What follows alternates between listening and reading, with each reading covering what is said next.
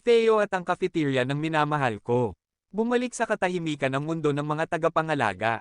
Ngunit nagsimulang managinip si Theo gabi-gabi ng isang babae may hawak na pendant na hindi si Alaya.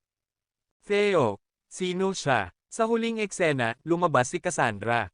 Nakatingin sa buwan, may hawak na lumang larawan ni Theo, Alaya, at isa pang batang babae.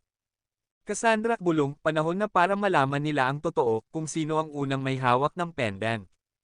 Habang patuloy ang paglalakbay ni Theo at Alaya, nagsimula nang magbukas ang mga naiwang tanong tungkol sa pendant.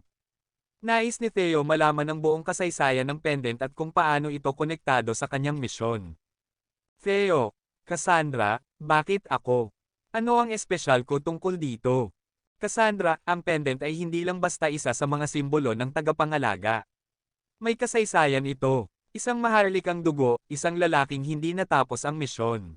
Isa ka sa mga tagapagmana ng mga tagapangalaga, Theo. Isang sinaunang mapa ang ipinakita ni Cassandra. Ang mapa ay nagmumungkahi ng isang lugar na matagal nang nakalimutan, isang lugar na may koneksyon sa bunga ng liwanag, ang susi sa tagumpay ng lahat ng tagapangalaga.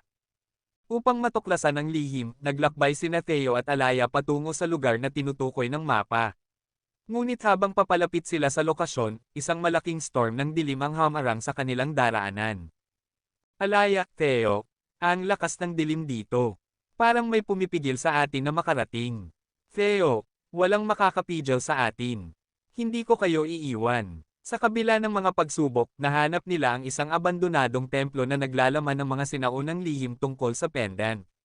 Ngunit, sa likod ng mga pader ng templo may isang bihag na kalaban na naghihintay.